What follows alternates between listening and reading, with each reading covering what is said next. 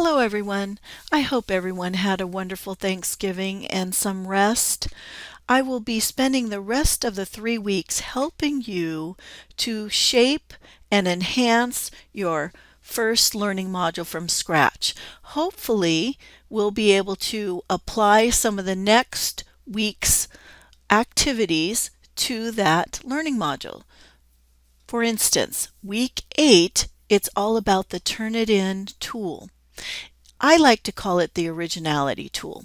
And the reason is because we can really teach our students how to write in their own words and not to plagiarize. So there's two schools of thought that you may encounter when you are researching what Turnitin is. One, it's about the deterrent factor, and two, it's a teaching tool. So we'll be talking about that this week in our discussion forum. So the first thing that you're going to be doing is you're actually going to be participating in a Turnitin assignment that I have prepared for you. And then I will go ahead and grade it as I would as an instructor. And it looks like we have someone already here who has uploaded their paper. This is pretty exciting because you get to experience Turnitin as a student, and then you'll get some feedback from me. Now, the next thing that I'd like to share with you is how you're going to actually set one up in your own sandbox. So here I am in my sandbox. And I think I might have told you this before, but there's two ways you can actually work this. You could go straight to the assignments and start your Turnitin assignment, or if your workflow is inclined to start with the modules and add to your modules, then you can do that as well. So because we're in the module area, I'll show you how to add a Turnitin assignment. So I'm going to add it to my week 1. Click on the plus sign. It starts right here to add assignment. It's actually going to be a new assignment. I'm going to name it. And I have recommended in the past that you use Turnitin as a practice or dry run the first time you're introducing your students to this. And one of the reasons is because that way you can work out some of the kinks. Some of the things that we have encountered in the past were things like the students couldn't activate their accounts. And everyone who is in Canvas should have an activated account. We have what's called an LTI, which is an acronym for Connection Straight to this particular tool or application. So everyone who has a profile within Canvas should have an account with Turnitin. Now, sometimes there's things that happen. It could be the way we set up our Turnitin, or it could be something going on with the student's profile, but let me know if you're having any issues and I'll be glad to do some troubleshooting. Okay. All right, so here we are in the Turnitin assignment. Remember, you can add your rubric here, but to go in behind the scenes and set up your instructions and your options, you're going to want to click on that edit. Now, this is a little different, so I want to make sure that you understand this. After you fill out some of the information above, like your points and how you want to display your grades, you're going to come over here to the submission type. And you are going to select External Tool. Now, this little dialog box will prompt you to click on Find. Notice you have a lot of different tools that you can bring in, but you're going to be looking for the Turnitin LTI with the null underneath it. So I'm going to select that.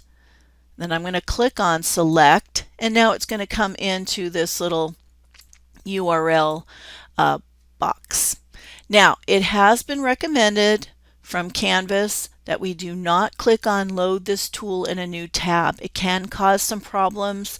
It could be the way it loads in the browser, so I'm going to avoid checking that option, and then I'm going to keep the assignment to everyone. Even though this is a sandbox, it's still assigned to everyone. And now you do have someone in your sandbox, your peer supporter.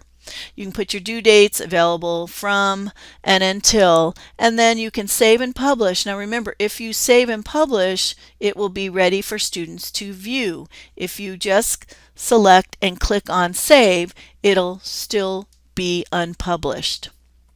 Okay, so let's take a look. So now what happens is this comes up and there's nothing here yet. Okay, well that's all right. We're going to click on this drop down, looks like a little notebook paper, and we're going to click on settings, because one of the things that you have within your Turnitin is you have a lot of optional settings.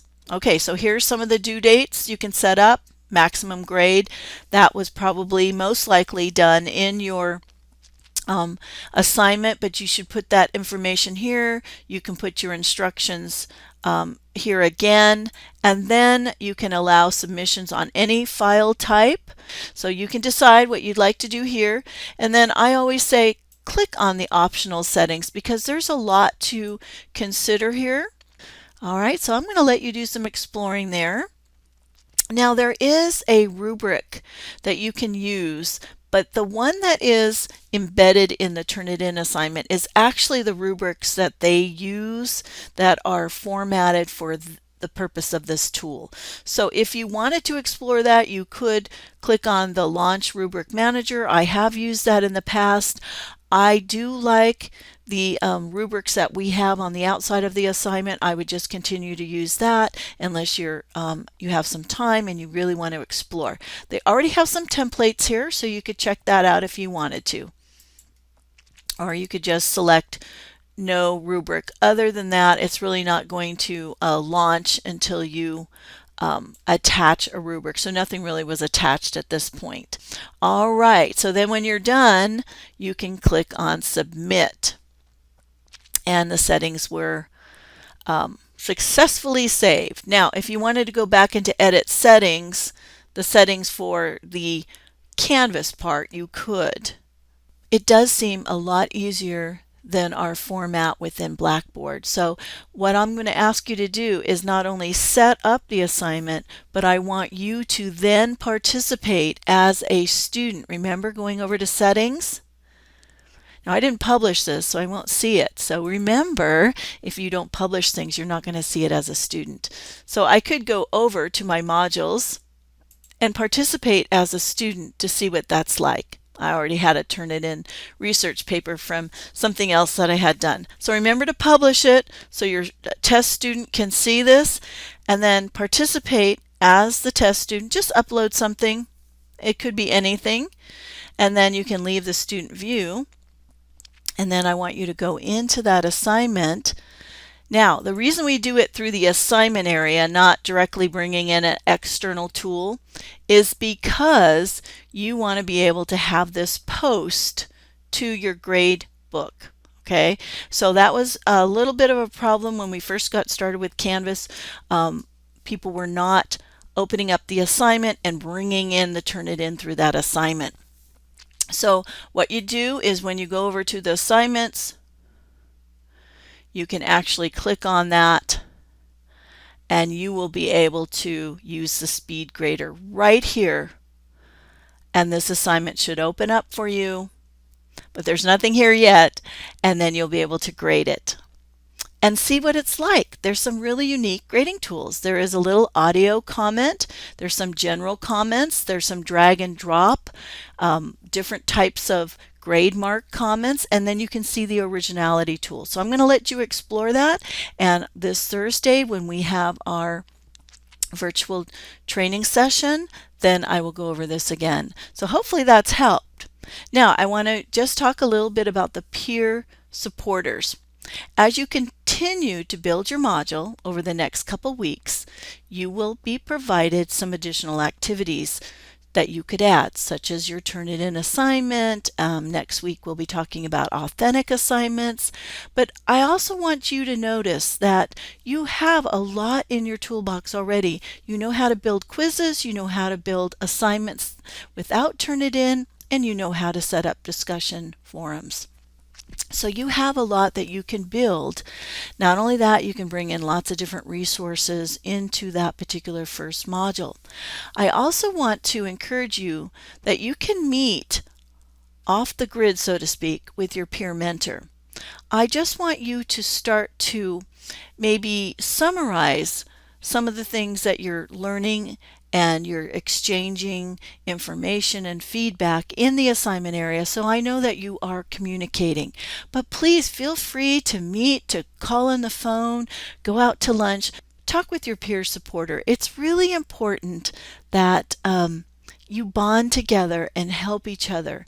We have done this over many years, and I can actually say it's proven that this makes us stronger, more exemplary instructors. Okay, well, I'll see you online this week. Thank you very much.